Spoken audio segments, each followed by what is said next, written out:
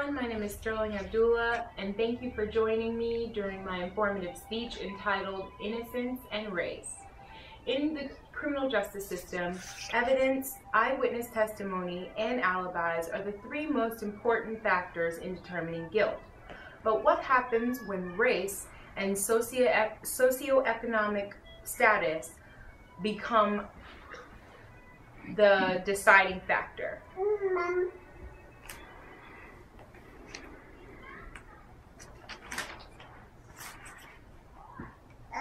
History has continued to show a direct correlation between racial bias and wrongful convictions. Please take a moment to review my table of contents.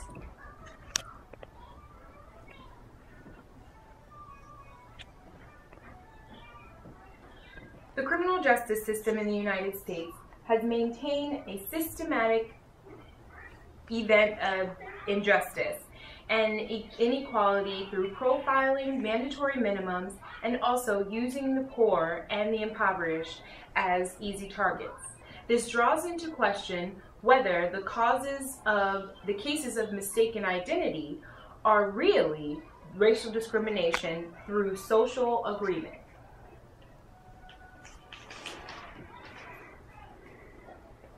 And the lack of DNA evidence.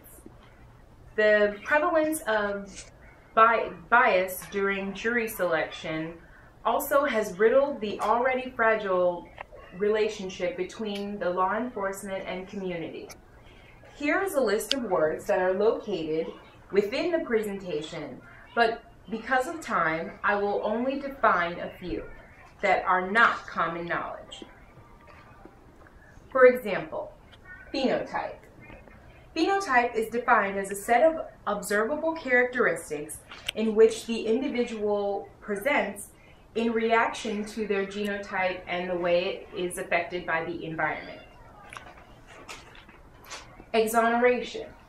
Exoneration is defined as the condition of being relieved of blame or obligation.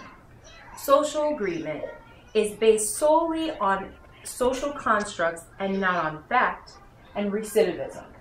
Recidivism is the tendency to relapse into previous conditions or a mode of behavior, especially criminality.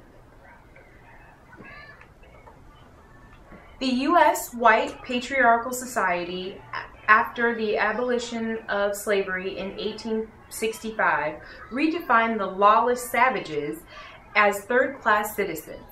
Based on phrenology, they were not only unintelligent, but sex-crazed and dangerous.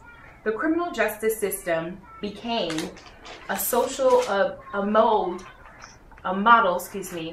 of social control, and they controlled African Americans through fear and legal slavery, otherwise known as penal servitude, in which a landowner leased inmate for a small fee from the prison for a small fee. Again, these inmates were not tried by a jury of their peers, which was their constitutional right. Black Lives Matter is a current movement, that was sparked by the killing of an unarmed 17-year-old African-American teenager named Trayvon Martin. He was killed by a self-proclaimed neighborhood watchman of Mexican and Caucasian descent named George Zimmerman. They have been recognized for international activism and call for reform on policies that perpetuate hate, fear, and equality. They have also coined the phrase, "hands up, don't shoot." Before you is a list of a handful of instances of wrongful conviction and incarcerations. On September 28, 1983, two teenage mentally disabled half-brothers were picked up in Red Springs, North Carolina in relation to the rape and murder of 11-year-old Sabrina Bowie. The brothers were later charged with without any physical evidence tying them to the crime. After 5 hours of questioning without proper counsel, the teenagers confessed and signed written statements of guilt. At trial, they recanted their confessions, but were subsequently sentenced to death. After trial, after a new trial was ordered by the Supreme Court, the youngest brother's sentence was reduced to life in prison, but the older brother's sentence was upheld. Henry Leroy McCollum and Leroy Brown were, Henry Leroy McCollum and Leroy Brown were products of wrongful conviction and incarceration, as well as coercion. Under this Center for Death Penalty Litigation, they pressed the state to re-examine the DNA and evidence that was found at the scene, which was a cigarette butt.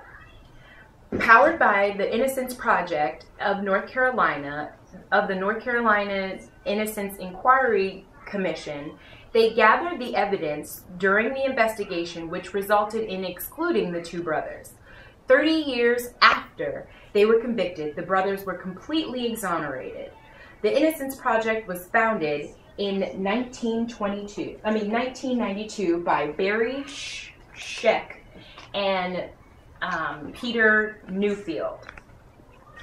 They saw the advancements in DNA technologies and thought that it could definitely benefit the criminal justice system. This initiative currently is represented nation and worldwide through law schools and other nonprofit organizations. According to the review of the first 325 DNA exonerations, 45% of the cases of wrongful conviction were because of eyewitness misidentifications, with invalid, improper handling of forensics coming in second at 29. To date, there has been a total of 1,616 1,616 exonerations, but as you can see, Black offenders account for 47% of these wrongful convictions. Often, exonerees, I apologize. Please take a moment to view my video.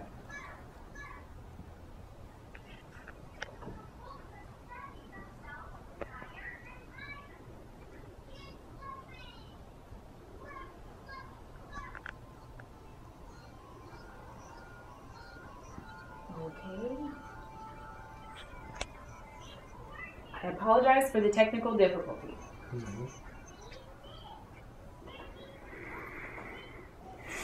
The video that you are seeing illustrates the day that the brothers were freed. They embraced their family and friends, and both of them said they have no ill will to the prosecutor or the little boy or the teenager that stated that they had killed the little girl.